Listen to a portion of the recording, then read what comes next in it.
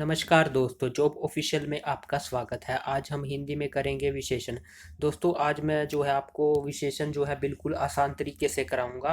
और आपने सिर्फ क्या करना है, वीडियो को देखना है और ध्यान से जो है वीडियो को स्टार्टिंग से लेकर आखिरी तक देखना है। ठीक है। और जो भी मैं आपको समझाऊंगा वो आपने अच्छी तरह समझना है। अगर आपने ये वीडियो देख ली तो आपको किसी भी और वीडियो और बुक को पढ़ने की भी जरूरत नहीं पड़ेगी। ठीक है फ्रेंड्स। और इस जो है आपको जो मैं कराऊंगा, आपको नोट्स बनाने की भी जरूरत नहीं है। उसका जो पीडीएफ का लिंक है मैं डिस्क्रिप्शन और टेलीग्राम चैनल पे डाल दूंगा, वहां से आप डाउनलोड कर सकते हैं। तो चलिए फ्रेंड्स, आज की वीडियो स्टार्ट करते हैं। विशेषण। सबसे पहले इसकी परिभाषा देख लेते हैं। विशेषण की परिभाषा क्या होती है। विशेषण क्या होते हैं? जो शब्द संज्ञा या सर्वनाम शब्द की विशेषता बताते हैं उसे क्या कहते हैं हम? विशेषण। ठीक है। जो शब्द गुण, दोष, भाव, परिमाण आदि से संबंधित विशेषता, कौन कौन सी विशेषता बताएंगे? जो गुण बताएंगे, दोष बताएंगे, भाव बताएंगे, परिमाण बताएंगे। अभी मैं इसको जो है आपको पूरा डिटेल में पढ़ाऊंगा, गुण, दोष, भाव क्या होते हैं सब। ठीक है। तो आप एक बार ये देख लीजिए, इसकी ये डेफिनेशन है। जो शब्द संज्ञा या सर्वनाम की विशेषता बताते हैं। संज्ञा आपको पता ही होगा, संज्ञा क्या होती है। जिस तरह आगे मैं आपको जो है सारी समझा दूंगा। तो अगर आपको डेफिनेशन समझ नहीं आई है तो आपको उदाहरण से जो है क्लियर हो जाएगी। ठीक है। तो जैसे क्या विशेषण क्या होता है? जैसे अच्छा हो गया, बुरा हो गया, काला हो गया, गोरा हो गया, ऐसे जब हम शब्द यूज करते हैं तो वो विशेषण कहलाते हैं। ठीक है। उसके बाद आता है, उदाहरण देख लेते हैं। अब मैं आप इसको बताता हूँ इसमें क्या होता है। आसमान का रंग नीला है। ठीक है। तो आसमान का रंग नीला है, यानी कि नीला क्या होगी? इसकी विशेषता होगी। ठीक है। आसमान का रंग कैसा? नीला। तो क्या होगी? इसकी विशेषता होगी। या फिर काला गोरा, मैंने अभी आपको बताया था। जिस तरह उसका रंग काला है, गोरा है, तो वो क्या होगी? इसकी विशेषता होगी। यानी कि रंग किसी का भी बताएंगे हम, उसकी विशेषता हो जाएगी। उसके बाद, मोहन एक बुरा लड़का है। अब मोहन एक लड़का है, ये तो सबको पता है कि मोहन एक लड़का है। ठीक है। लेकिन अगर ये लगा दें हम बुरा, तो वो क्या हो जाएगा? उसकी विशेषता बता रहा है। ये शब्द क्या बता रहा है? बुरा, उसकी विशेषता बता रहा है। तो बुरा क्या हो जाएगी? यहाँ पे उसकी विशेषता हो जाएगी। टोकरी में मीठे संतरे हैं। चलो ये मान लिया कि हमने टोकरी में संतरे हैं। अगर हम ये कह देते हैं टोकरी में मीठे संतरे हैं, तो मीठे क्या हो जाएगी? उसकी विशेषता हो जाएगी। अगर कड़वा है तो कड़वा क्या हो जाएगी? उसकी विशेषता हो जाएगी। फीका है तो फीका क्या हो जाएगी? उसकी विशेषता हो जाएगी। ठीक है। तो जब ऐसे जो है हम सर्वनाम या संज्ञा के सामने, जिस तरह अब ये हो गया मोहन। मोहन इसमें क्या हो गया? संज्ञा होगी ये। ठीक है। तो यानी कि मोहन की, ठीक है। अब जो है मोहन एक बुरा लड़का है, तो बुरा क्या होगी? इसकी विशेषता, यानी कि इसकी क्या वो बता रहा है? संज्ञा की विशेषता बता रहा है, तो उसे हम विशेषण कहेंगे। आगे इसके जो है भेद देख लेते हैं। जो विशेषण के जो भेद हैं वो 4 हैं। किसी बुक में 5 दिए हैं, किसी में 6 दिए हैं, तो आपको वो ध्यान नहीं रखने हैं। ठीक है। तो सब बुक में अलग अलग दिए हैं। तो जो इम्पोर्टेंट है, जो पेपर में आते हैं, मैं वो आपको कराऊंगा। ठीक है। तो सबसे पहले आता है संज्ञा के विशेषण में, जो है भेद में, गुणवाचक विशेषण। जो शब्द संज्ञा या सब,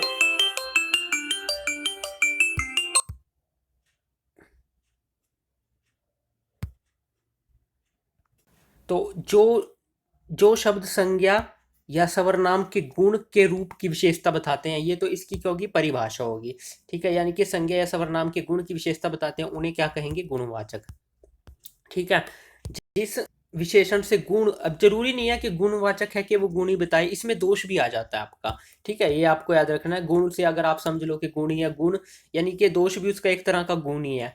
ठीक है। तो जो है गुण में दोष भी आ जाएगा आपका। ठीक है। जिस तरह काले, उदाहरण देख लेते हैं। कालिदास विद्वान व्यक्ति हैं, यानी कि कालिदास व्यक्ति हैं, ये तो सबको पता है, लेकिन कैसे हैं? विद्वान। तो ये उनकी होगी क्या? विशेषता।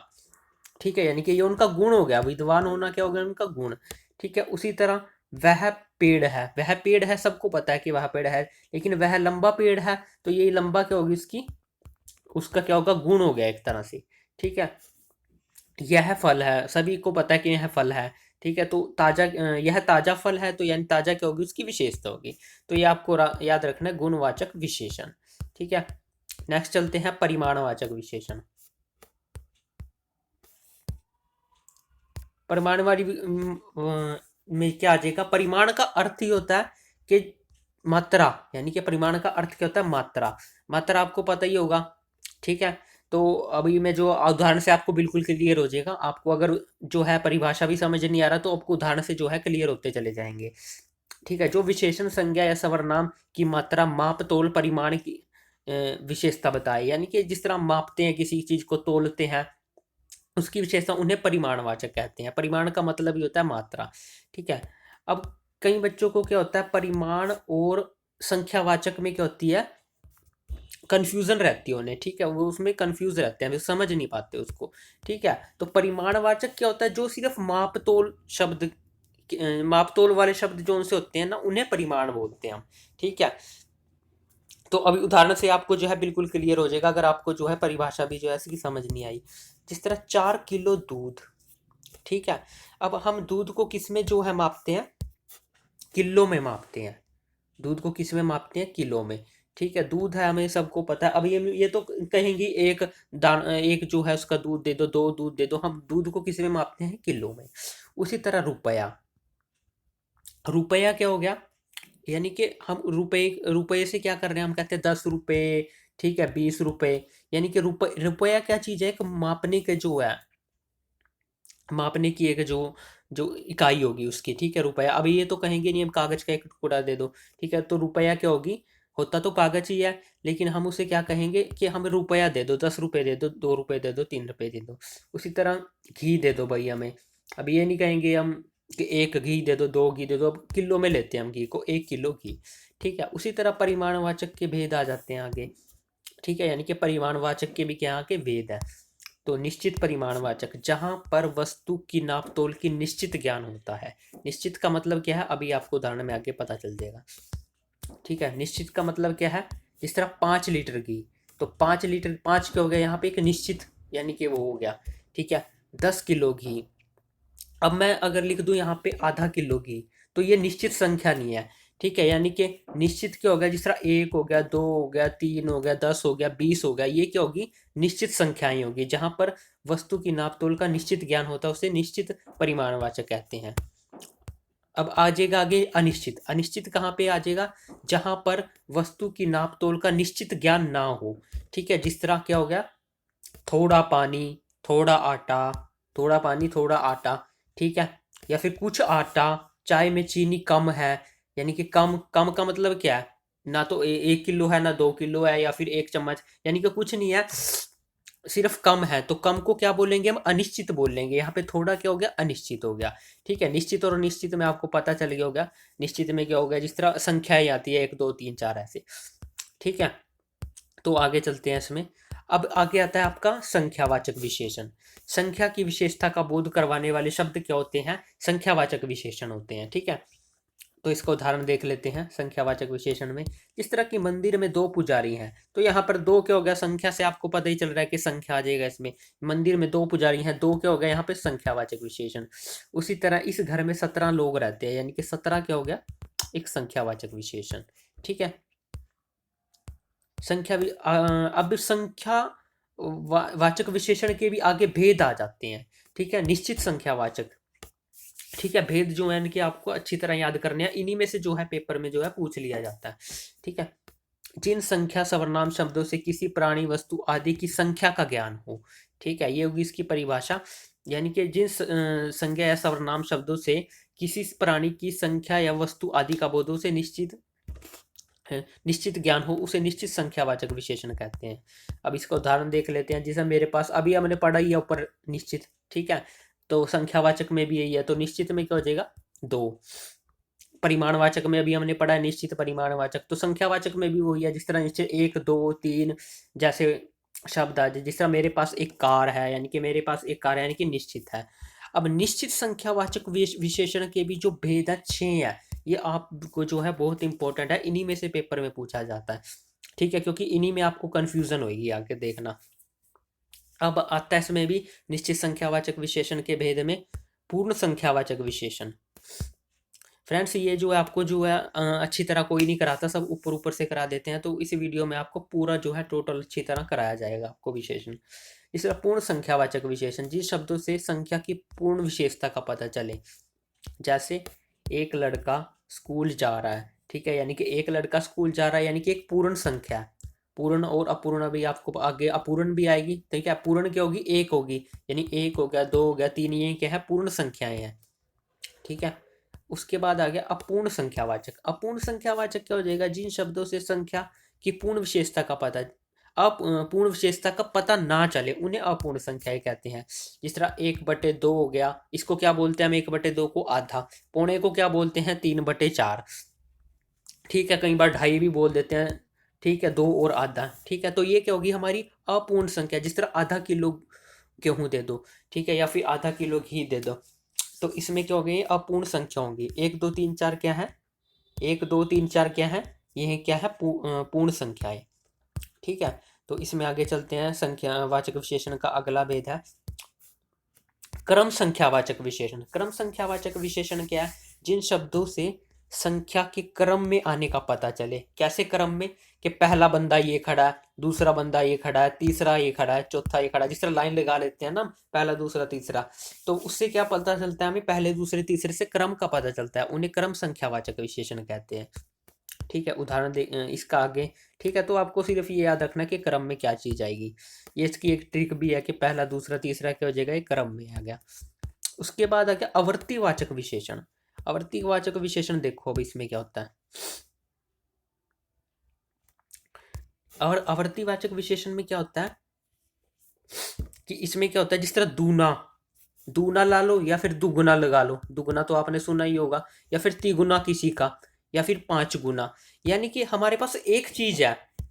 अब दुगने का मतलब क्या होता है, एक चीज है उसी का डबल। ठीक है, उसी का डबल भी बोल देते हैं, यानी कि एक चीज का डबल, उसे आवर्ती, यानी कि उसकी आवर्ती होगी, वो दोबारा से वही चीज आ गई। यानी कि दुगुना का मतलब क्या, 1+1, यानी कि वही चीज दोबारा आ गई। यानी कि 1+3 गुना क्या हो गया, वही चीज 3 बार आ गई। ठीक है, वही चीज क्या आ गई, 3 बार आ गई, तो वो आवर्ती होगी उसी चीज की। जिस तरह उदाहरण ले लेते हैं, आपको और क्लियर हो जाएगा। जिस तरह मोहन तुमसे तिगुना है, यानी कि है तो वही चीज है। ठीक है, मोहन तुमसे तिगुना काम करता है, काम तो वही कर रहा है, वही सेम ही काम है, लेकिन क्या कर रहा है, उससे 3 गुना कर रहा है, उसी का जो है आवर्ती हो रही है। तो इसे क्या कहा, क्या क्या देंगे, आवर्ती वाचक संख्यावाचक विशेषण। ठीक है, तो ये आपको याद रखना है। उसके बाद आ जाएगा समुदायवाचक विशेषण। समुदायवाचक में अब क्या आ जाएगा आपका, जिन शब्दों से संख्याओं के समूह या समुदाय का पता चले। यानी कि जो हमारे पास चीजें क्या होती है, समूह समूह में होती हैं, वो समूह में ही आएंगी आपके पास, समूह या समुदाय में आएंगी।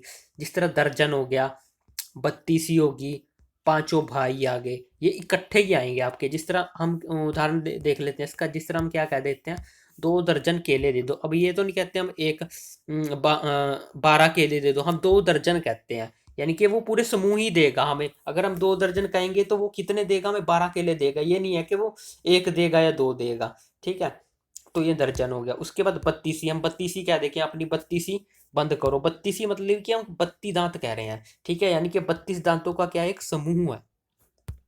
ठीक है, तो 32 दांतों का समूह क्या हो गया। अब पांचों भाई के, ये 2 भाई हैं या फिर 5 भाई हैं, तो यानी कि हम उनका इकट्ठा नाम ले रहे हैं, तो वो 5 में क्या आ जाएंगे, सारे आ जाएंगे, सारे भाई आ जाएंगे। ठीक है, तो ये होगा आपका समूह वाचक जो है संख्यावाचक विशेषण। ठीक है, उसके बाद आता है प्रत्येक। ये इसका लास्ट भेद है संख्यावाचक विशेषण का। प्रत्येक बोधक, जिन शब्दों के प्रयोग से संख्या के हर एक का पता चले। हर एक का मतलब, जिस तरह हम क्या देते हैं, प्रत्येक व्यक्ति। जिस तरह मान लें कि कुछ व्यक्ति खड़े हैं, उसको क्या कह देंगे, प्रत्येक व्यक्ति। यानी कि प्रत्येक व्यक्ति, यानी कि हम हर एक को वही चीज कह रहे हैं कि प्रत्येक व्यक्ति लाइन में खड़ा हो जाए। ठीक है, यानी कि प्रत्येक व्यक्ति, यानी कि हर एक को कह रहे हैं हम। ठीक है, यानी कि हर एक का पता चले, उसे प्रत्येक कह देते हैं।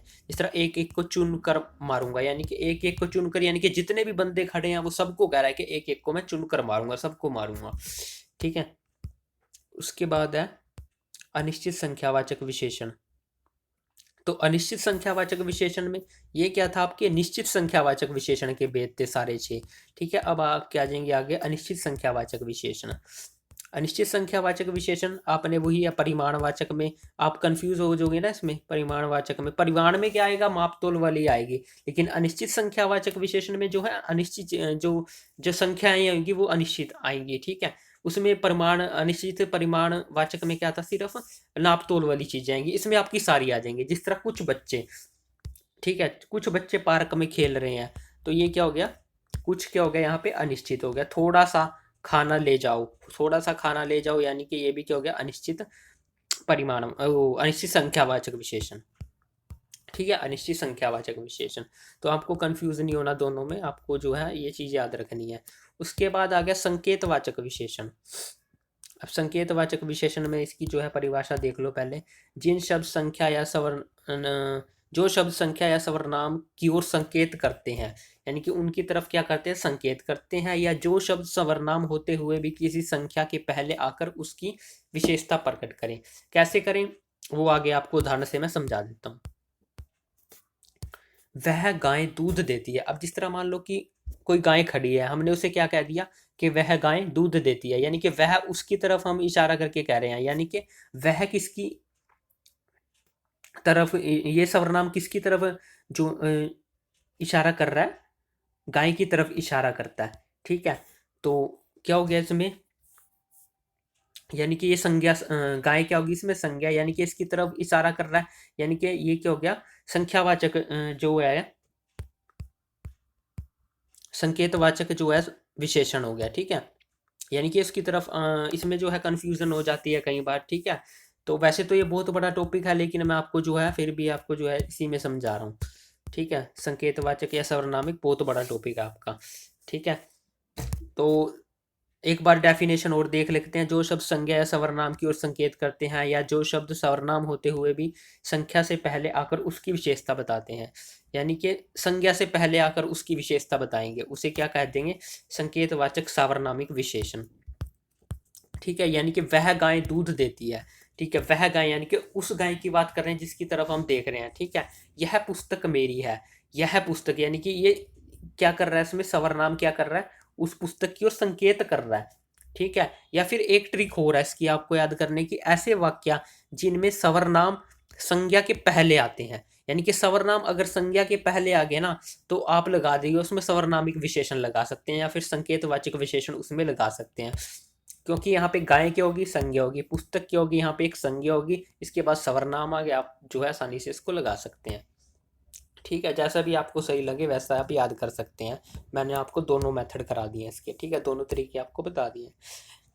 ठीक है, तो फ्रेंड्स ये आपका जो है विशेषण जो है कंप्लीट हो गया आपका टॉपिक।